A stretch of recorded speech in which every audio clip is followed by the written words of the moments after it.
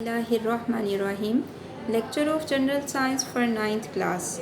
Today's our topic of discussion different stages in human life. आज हम human life की ज़िंदगी में जो डिफरेंट स्टेजेस हैं उनके बारे में पढ़ेंगे।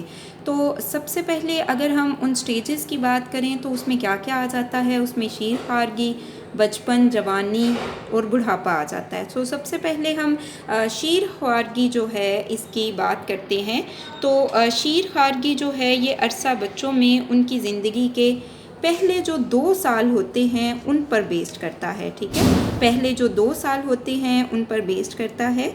और इसमें क्या होता है कि इसमें पहले जो 24 माह होते हैं इसमें एक बच्चा जो है वो काफ़ी वज़न भी गेन कर लेता है। ठीक है, काफ़ी वज़न भी गेन कर लेता है। इस अरसे में बच्चे के दांत निकल आते हैं, बच्चा चलना और बोलना शुरू कर देता है। ठीक है, और इसी तरह से अगर हम बात करें तो रेंगना भी शुरू कर देता है, घुटनों के बल बच्चा रेंगना भी शुरू कर देता है। नेक्स्ट हमारे पास आता है बचपन। अब बचपन क्या है, 2 से 6 साल के अरसा पर मुहित जो होता है टाइम पीरियड, उसे हम क्या कहते हैं, उसे हम बचपन कहते हैं। अब क्या है कि ये वो टाइम पीरियड है जिसमें बच्चे के अंदर याददाश्त और सोच समझ जो है ना वो पैदा होने लग जाती है और बच्चा अपने और दूसरों के जज्बात को समझने लग जाता है। ठीक है, उसके बाद अगर हम बात करें तो बचपन के बाद का मरहला 6 से 12 साल की उम्र तक मुहित होता है और इस मरहले के दौरान बच्चे में फ़ैसला करने की सलाहियत पैदा हो जाती है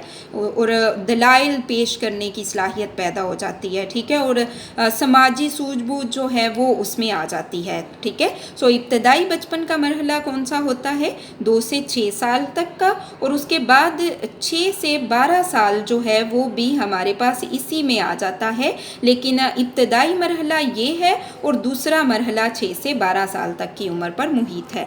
नेक्स्ट हमारे पास आ जाता है जो मरहला वो है नौजवानी। तो ये बेसिकली वो टाइम पीरियड होता है जो करीबन 13 से 19 साल की उम्र पर मुहित होता है। ठीक है, 13 से 19 साल की उम्र पर मुहित होता है और इसमें जो है वो जो है वो बलूगत जो है उसके आसार जो हैं वो नुमायाँ होने शुरू हो जाते हैं और इस कंडीशन को हम प्यूबर्टी का नाम देते हैं। नेक्स्ट हमारे पास आ जाता है जवानी और बुढ़ापा। अब नौजवानी से बच्चा जो है वो नौजवानी से जवानी पे जब पहुंचते हैं तो वो कुछ टाइम पीरियड होता है और उसके बाद जो है वो बुढ़ापा आना शुरू हो जाता है। बुढ़ापा आना जब शुरू होता है तो उस वक़्त फिर क्या होता है कि जिस्म के अंदर कुछ मनफी तब्दीलियाँ आना शुरू हो जाती हैं। लाइक जिस्म कमज़ोर हो जाता है। ठीक है, और एनर्जी उतनी नहीं रहती, इंसान उतना स्ट्रॉन्ग नहीं रहता। तो ये जो मनफी तब्दीलियाँ आ जाती हैं इन्हें एजिंग का नाम दिया जाता है। अब क्या है कि जब बुढ़ापा होता है तो क्या होता है कि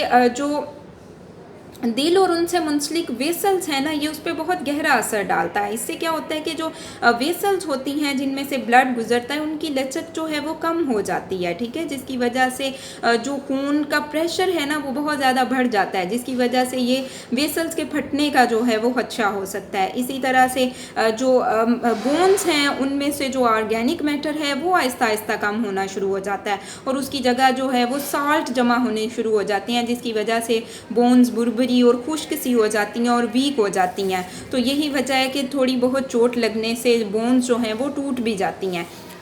ओके, अब यहाँ से आपको जो क्वेश्चंस आएंगे वो आप नोट करें। क्वेश्चन नंबर 1 है प्यूबर्टी की तारीफ करें। तो प्यूबर्टी क्या है आपके पास, इसका आंसर आप यहाँ से यहाँ तक लिखोगे। ठीक है, यहाँ से यहाँ तक ये मरहला बचपन और जवानी के दरमियान एक पुल का काम करता है, इसलिए बच्चे में बलूगत के आसार नमूदार होने लगते हैं। उर्फ़ आम में इसको प्यूबर्टी कहते हैं। क्वेश्चन नंबर 2 है हमारे पास, एजिंग से क्या मुराद है। तो जिस्म में रूनुमा होने वाली, इन्हीं आप नहीं लिखोगे, आप लिखोगे जिस्म में रूनुमा होने वाली मनफी तब्दीलियों के अमल को एजिंग कहते हैं। जिस्म में रूनुमा होने वाली मनफी तब्दीलियों के अमल को एजिंग कहते हैं। तो ये आपके पास क्वेश्चन नंबर 2 का आंसर है।